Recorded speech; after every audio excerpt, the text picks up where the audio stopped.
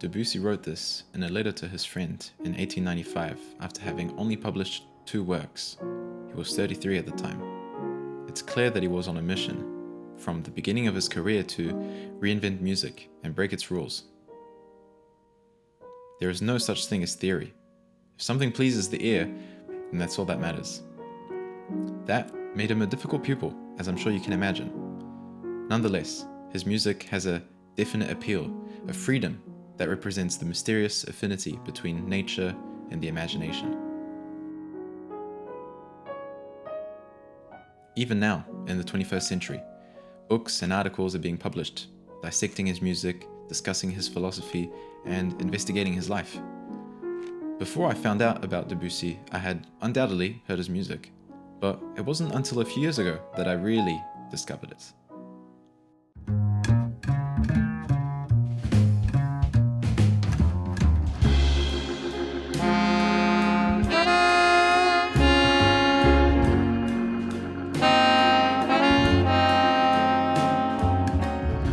I knew I recognized the melody from somewhere, but I didn't know what it was. When I looked into it, it's like a whole new universe opened up to me. I learned Fille aux Cheveux de Lin years ago, but not to any great standard. I was 16 and didn't take music that seriously. But now that I am taking it more seriously, I wanted to revisit it with some fresh ears and newfound knowledge, and I wanted to share what I've learned. There are already a lot of videos and articles analyzing this piece, so if you're interested in that, I've included those in the description of the video. But that's not really the focus of this video, so let's just move on to things which I haven't really heard being talked about a whole lot, and what I learned from this piece. For the most part, this piece is relatively quiet, serene. There are a lot of chordal passages, and for them to be played softly and phrased nicely, I learned to use arm cycles. We'll call this a pull cycle because our hand is pulling when it touches the keys, and the opposite we'll call a push cycle. We want to keep our wrists loose as we play this, especially on the push cycle, as our wrist will lift our fingers off the keys. As I understand them, they allow for the hand to travel a slightly larger distance while pressing a note down, allowing me to better control the speed at which I press it down. The 2 directions of these arm cycles will give a slightly different timbre to the chord. The push cycle acts as a breath in, a slight tension, and the pull cycle acts as a release. We can coordinate some of those movements like this.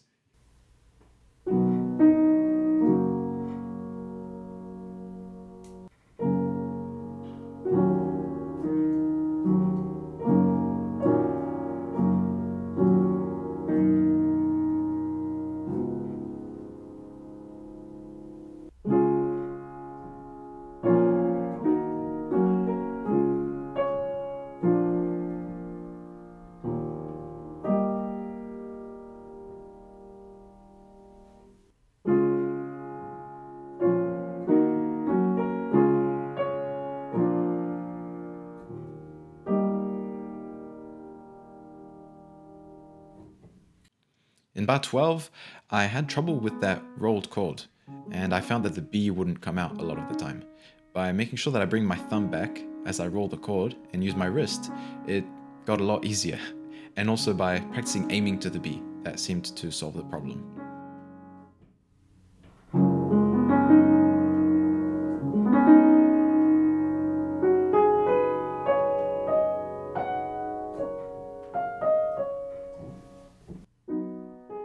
I worked on these quite a lot as I found it difficult to keep the lower voices quieter than the top voice. I worked a lot on the separate voices and making sure that the phrasing there sounds right.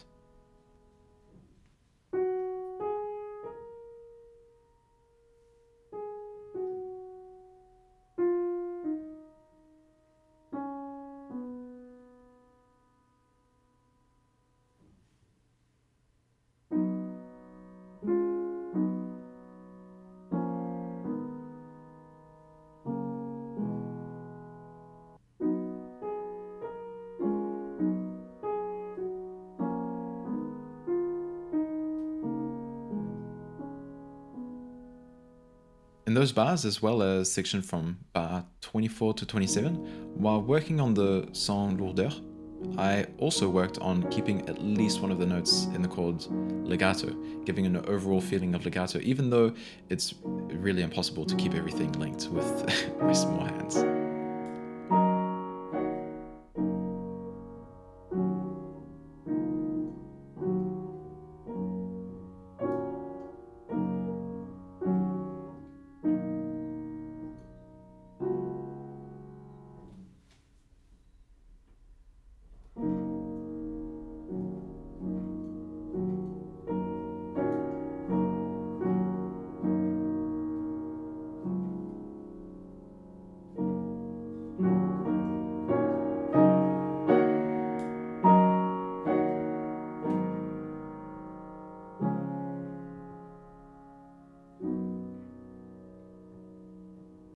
As Marguerite Long writes in her book on playing the music of Debussy, no detail is negligible. Debussy himself criticized pianists who played all the right notes with perfect accuracy. In 1917, upon hearing a famous pianist playing his suite, he said, "It was dreadful. He didn't miss a note."